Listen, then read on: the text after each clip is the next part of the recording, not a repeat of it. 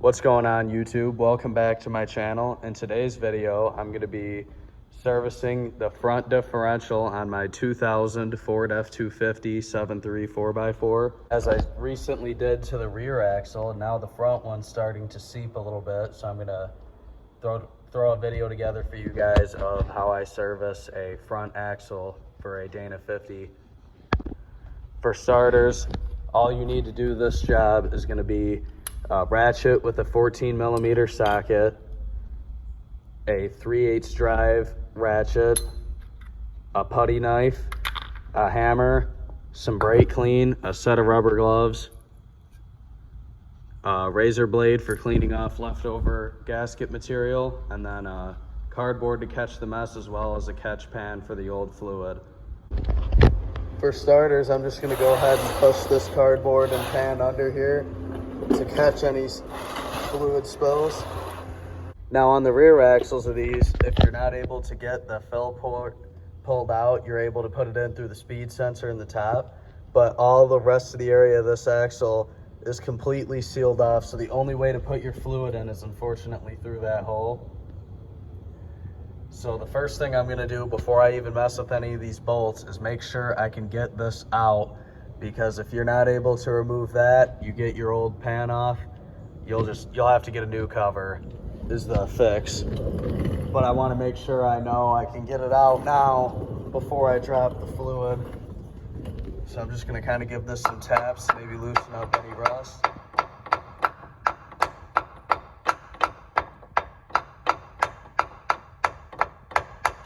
And honestly, I'll probably end up having to heat this up with a torch. This step won't be necessary if you're blessed enough to live down south, but if you're in the Rust Belt like me, it's not going to be a bad idea to heat that plug up a little bit.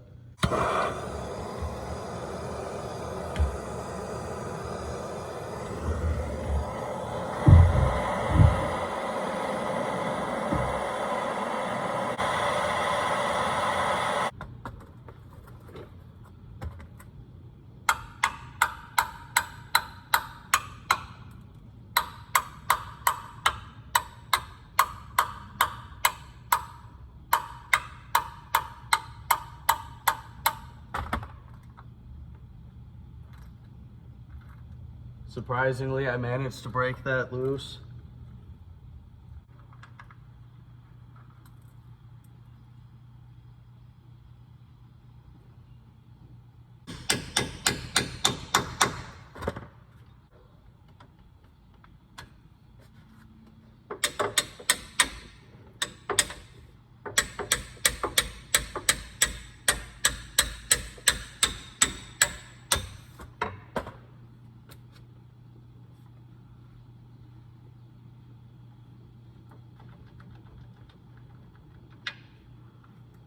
By the way, whenever I watch other people's automotive YouTube videos,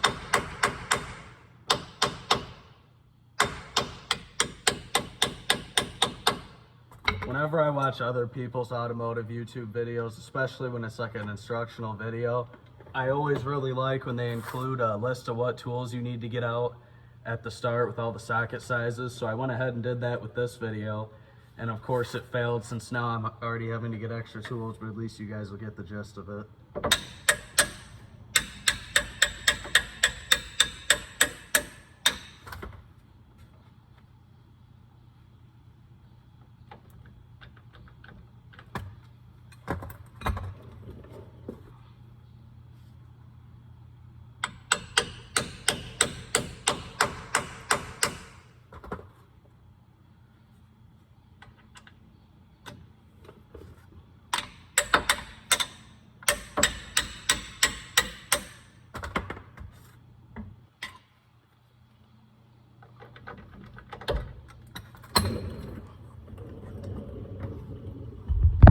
Of course, the angle with my phone set up was terrible.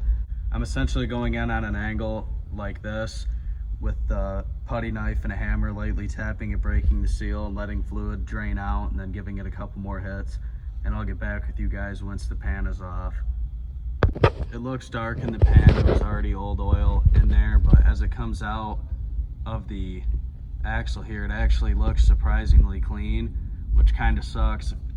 The fluid probably doesn't even need to be changed. It's just whoever changed it last didn't seal it up correctly or used the right sealant probably, so now I have the leak.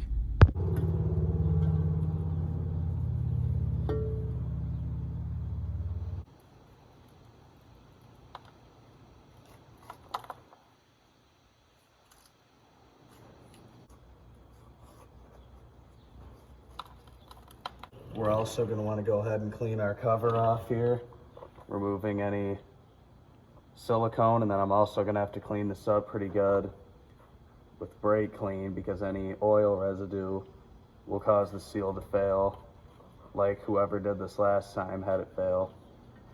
Clean up both mating surfaces with some brake clean.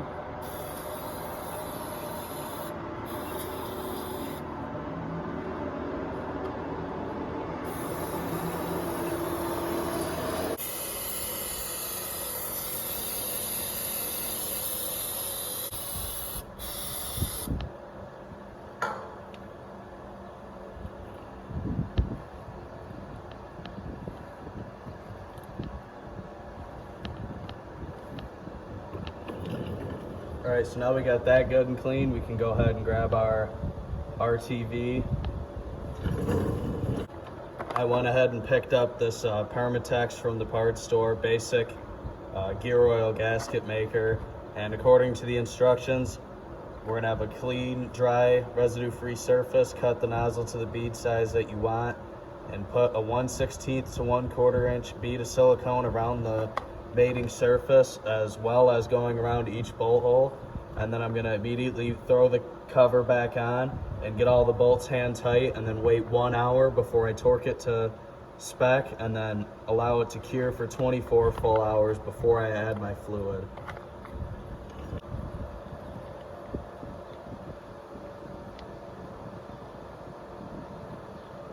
We broke our seal there, and then twist down this little cap and cut a little bit of the end of it off.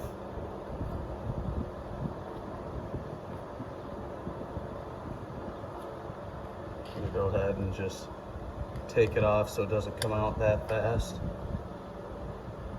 Maybe a little more than that.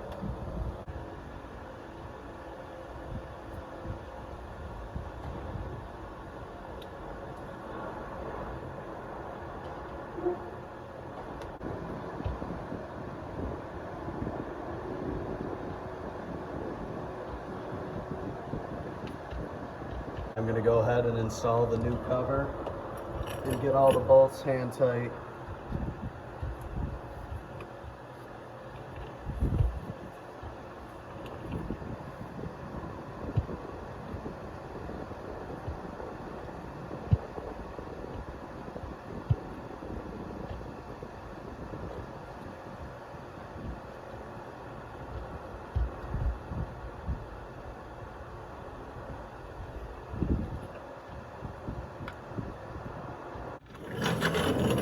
I didn't want to take any of these bolts out with an impact with fear of breaking them, but to save me some time, I'm just going to snug them up with the impact. When you see the fluid start oozing out a little bit, that's when it's time to stop for sure.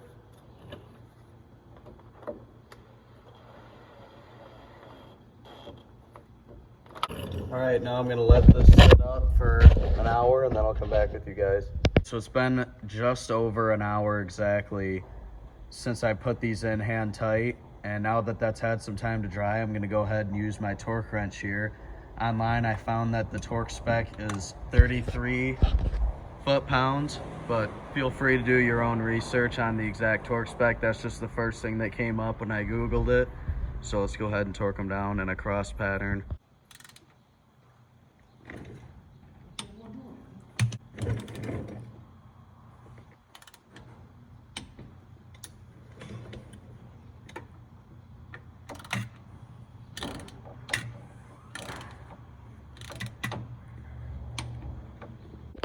All right, it's actually been well over 24 hours. Our seal has been given plenty of time to dry.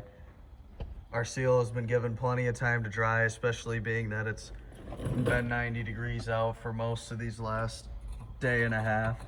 So anyway, I'm gonna go ahead and fill this thing back up with some 75 weight 90 gear oil. So So let's go ahead and do that. Now I'm gonna try to carefully add this fluid back in.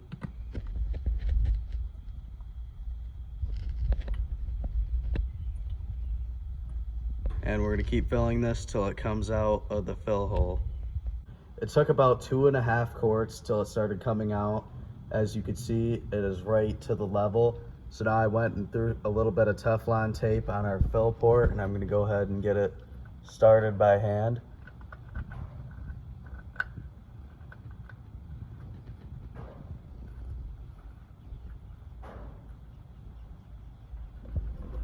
And then I'm actually gonna grab my torque wrench and torque this to the same 33 foot-pounds that we did for the other bolts.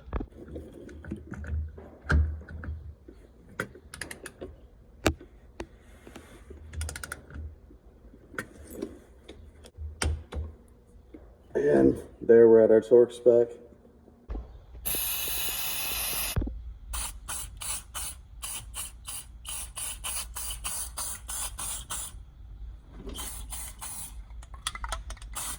And just like that, the front differential fluid change and leak repair is now done.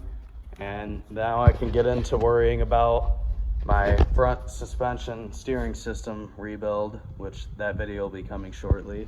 But anyway, with that being said, I hope you guys enjoyed this video. Thank you so much for watching, and I'll see you in the next one.